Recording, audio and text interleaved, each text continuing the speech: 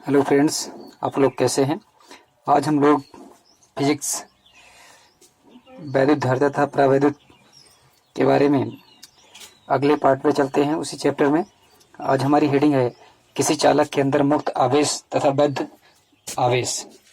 किसी चालक के अंदर मुक्त आवेश तथा बद्ध आवेश, इसका आशय क्या है कि कोई चालक है, उसके अंदर कौन सा मुक्त आवेश होगा और कौन सा बद्ध आवेश होगा। तो हम लोग जानते हैं प्रत्येक पदार्थ परमाणुओं से मिलकर बना हुआ है। जो भी कोई पदार्थ है, अगर वो पदार्थ क्या है, छोटे छोटे परमाणुओं से मिलकर क्या होता है, बना होता है। प्रत्येक पदार्थ परमाणुओं से मिलकर बना होता है और कुछ जो परमाणु है उस परमाणु के केंद्र में धनावेश होता है और धनावेशित प्रोटॉन होता है और उसके साथ उदासीन न्यूट्रॉन होता है। उसको क्या कहते हैं, उस भाग को क्या कहते हैं, नाभिक कहते हैं। तो वो हमारा क्या बन जाएगा, नाभिक। मतलब ये आपका बन जाता है नाभिक,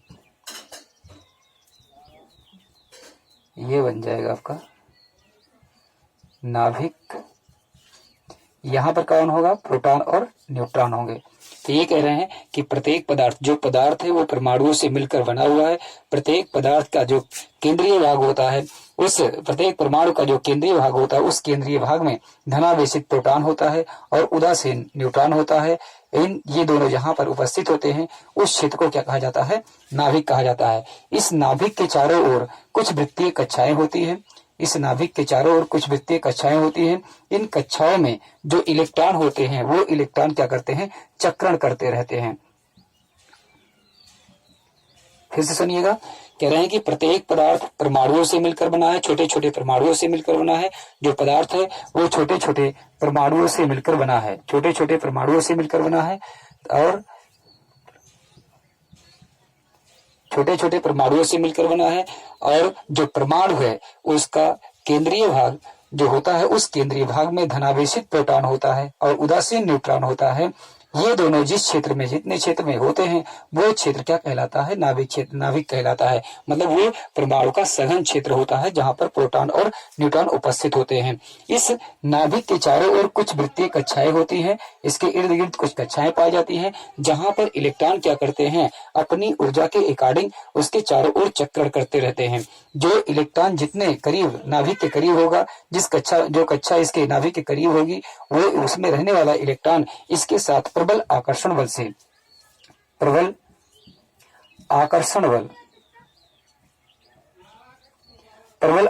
बल से उनसे बंधे रहते हैं। और जैसे जैसे इस नाभिक से दूरियां बढ़ती जाती हैं वैसे वैसे ये प्रबल आकर्षण बल क्या होता है, दुर्बल होता जाता है। जिसकी वजह से क्या हो जाता है, वहां पे रहने वाले इलेक्ट्रॉन के ऊपर लगने वाला प्रबल आकर्षण बल क्या हो जाता है, क्षीण हो जाता है। जिसकी वजह से वो क्या होता है, गतिशील हो जाता है। वहां पे जो इलेक्ट्रॉन होते हैं वो उस पदार्थ, उस परमाणु में क्या होते हैं, इधर उधर गतिशील हो जाते हैं, मूविंग हो जाते हैं। वो गति करने लगते हैं, परिक्रमण करने लगते हैं।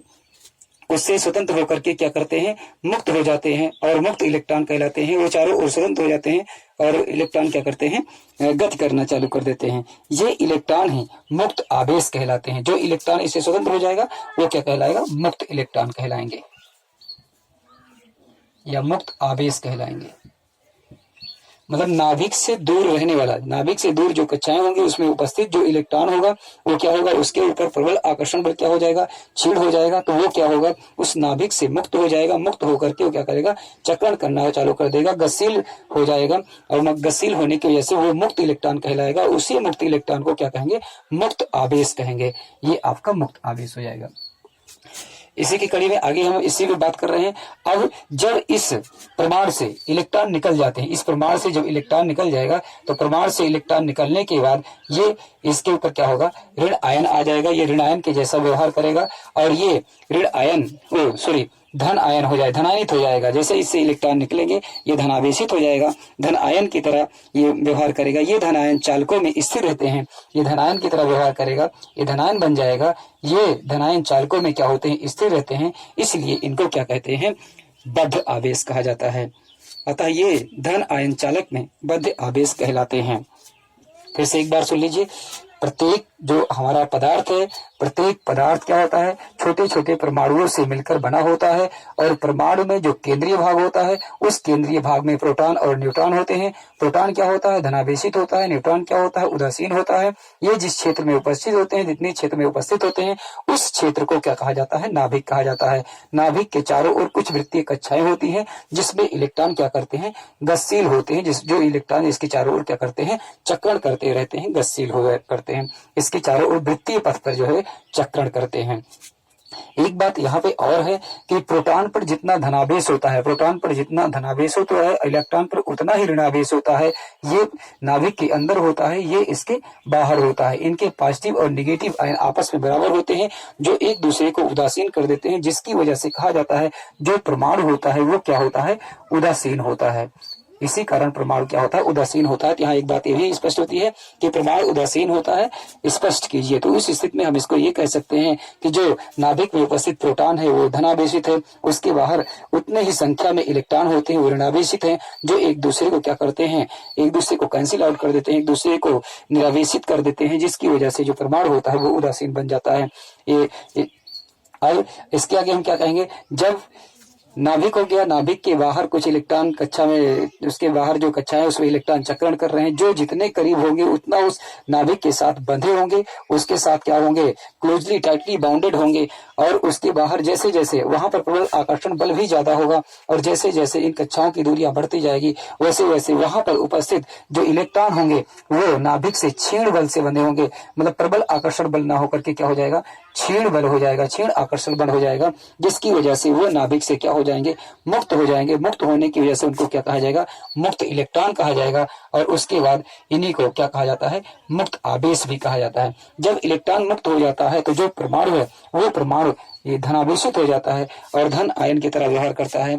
इसकी वजह से वो क्या करता है, नाभिक में वो धन आयन चालकों में स्थिर रहते हैं। ये जो धन आयन रहते हैं उन चालकों में क्या होते हैं, स्थिर रहते हैं।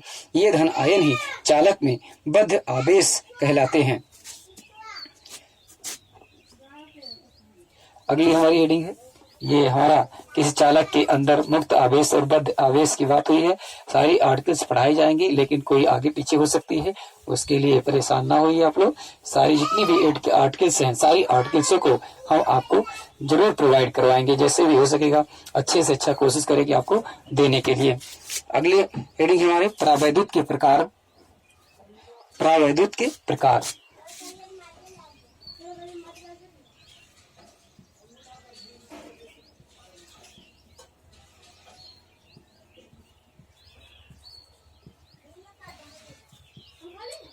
परावैद्युत की बात हो चुकी है। परावैद्युत पदार्थ कुचालक पदार्थ होते हैं। परावैद्युत जो पदार्थ है वो कुचालक पदार्थ होते हैं। जैसे शुरू में ही बात की गई थी कि पदार्थ को दो भागों में बांटा गया है, एक क्या है, सुचालक है, एक कुचालक है। कुचालक को परावैद्युत पदार्थ कहा गया है। उसके साथ साथ मैंने ये भी बताया था एक कॉमन और है, अर्धचालक भी कहा जाता है। लेकिन यहाँ पर हम लोग मुख्यतः दो बातों को कर रहे हैं। तो यहाँ पर अब जो सेकंड पार्ट है उसका परावैद्युत है, परावैद्युत के प्रकार की बात कर रहे हैं। मतलब कुचालक पदार्थ ही हमारा परावैद्युत पदार्थ है। इसके दो भाग हैं। पहला भाग है अध्रुवी,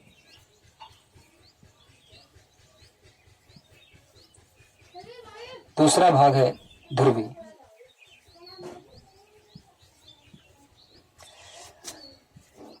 परावैद्युत,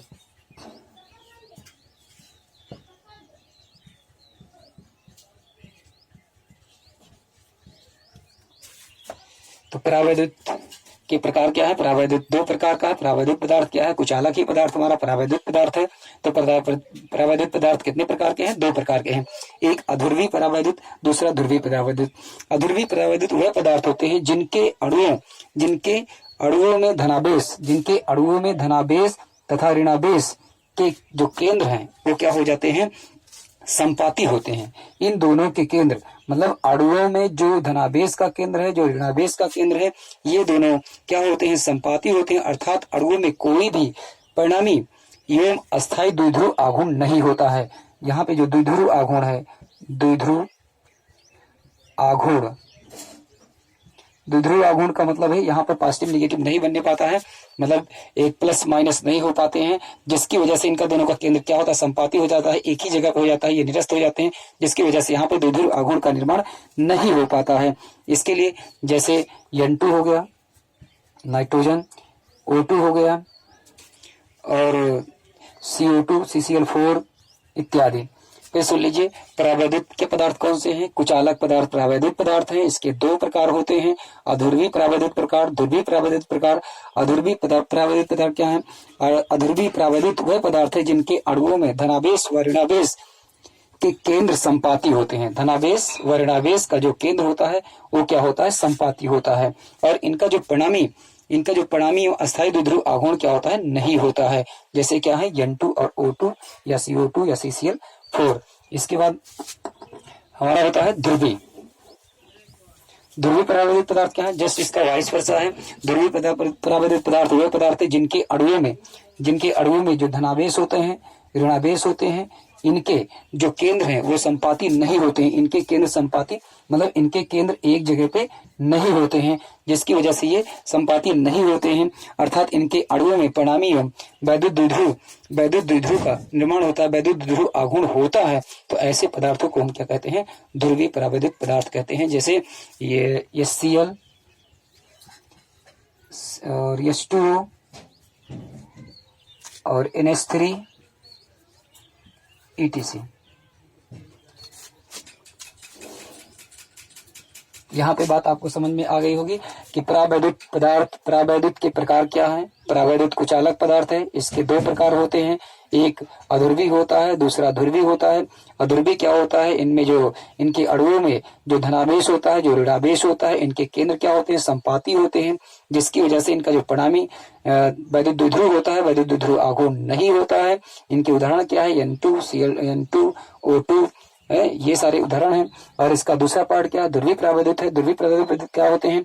वह जिनके अणुओं के धनावेश और ऋणावेश के केंद्र संपाती नहीं होते हैं और इनका जो परिणामी वैद्युत द्विध्रुव आघूर्ण होता है वो उपस्थित होता है, परिणामी वैद्युत द्विध्रुव आघूर्ण होता है। तो ऐसे पदार्थों को ध्रुवी प्रावैद्युत कहते हैं।